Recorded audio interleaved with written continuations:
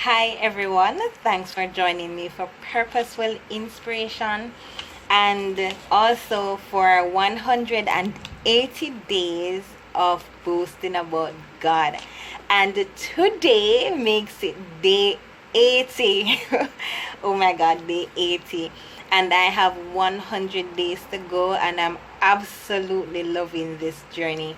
Just an opportunity to share who God is to me. And I just want to talk about the God who gives hope without promises.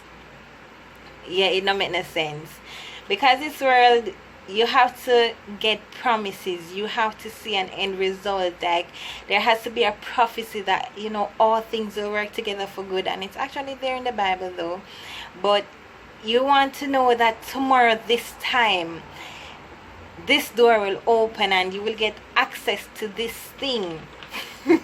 And then you get hopeful because yes, tomorrow this time the prophecy has said, or a prophet said to you, or prophetess said to you, prosperity is coming tomorrow this time, or next year this time you will have a child, or next week this time you'll be getting engaged and you'll meet the man or the woman of your dreams and all that jazz. And that may give some sense of hope. But I'm sharing about my God who gives hope without promises.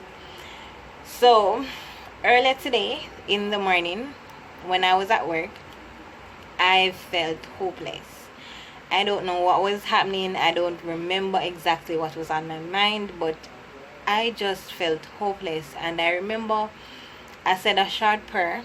I said, Lord, I don't have any hope. I need a little hope. That's all I said. I just need a little hope. And I left it there. I thought of persons who I could call and share how I was feeling, or just send a message and share how I was feeling. But I said, no, I don't feel like doing that. I'm just leaving it there. And on my way home, a song started playing. I can't remember the title, but it says, You Give Me Hope by Elaine. And the lyric says, you give me hope like the morning sun, and I'm not alone. You give me hope like the summer rains, and I'm not afraid. And I was just singing along with the lyrics because I know the chorus. And then I remembered my prayer instantly. I remembered what I prayed about. And I was like, okay, Lord. And I felt hopeful all of a sudden, out of nowhere, just listening to the song and remembering what I prayed about. I felt so much hope at that point, like, yes, this is it. But there were no promises. There was nothing to say, all right, Crystal, things will be better, or next year this time you shall have all that you desire, or things will get easier, or whatever. I just felt hopeful. And I'm like, wow, like, God, thank you, because He's a God who gives us hope without giving us promises, and false promises at that too. Because sometimes we want to hear that it will work out, and we want to know that next year this time we shall have all that we desire. But honestly, it doesn't work out that way in life. But I want to just say that my God, without making any promises, without telling us a bag of foolishness, and He can, because He's God. He just gives hope. And I'm remembering the scripture in Psalm 42 verse 5, and it's also duplicated in Psalm 43 verse 5, when David was saying, why are you distressed? Why art thou cast down, O my soul? Why art thou disquieted within me? Hope thou in God. In 42 verse 5, it says, hope in God. He is the help of my countenance. And in 43, let me get it right. I don't want to get it wrong. In Psalm 42, it's 42 verse 5, it says, why art thou cast down, O my soul, and why art thou disquieted in me? Hope thou in God, for I shall yet praise Him for the help of His countenance. 43 verse 5 says, why art thou cast down, O my soul, and why art thou disquieted in me?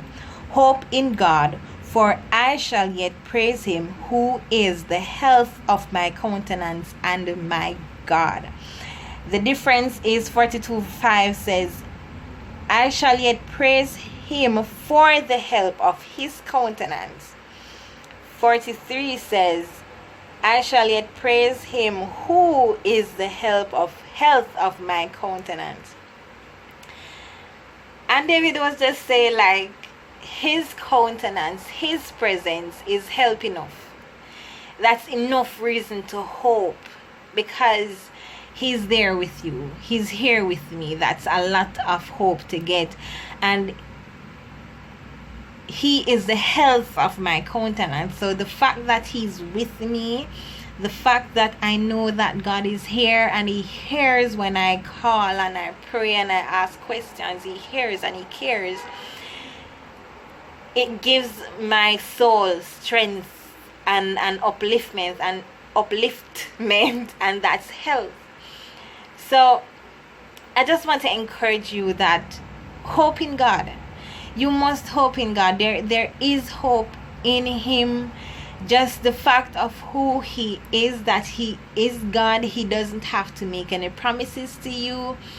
Whatever the situation is, I know that times are hard. I know that situations aren't working out. I know that things are going in unexpected ways. I know that there are losses in our lives. I know that we are troubled.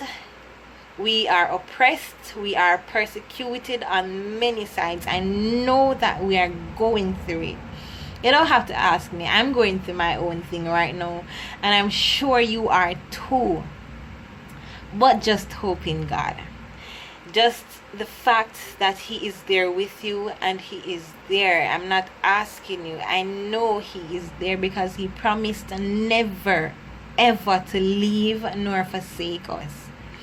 So the fact that he is there with you, he hears your every cry, he listens to your concerns and your questions, and he answers. It's just that sometimes we don't always see the responses that he makes, but he's there.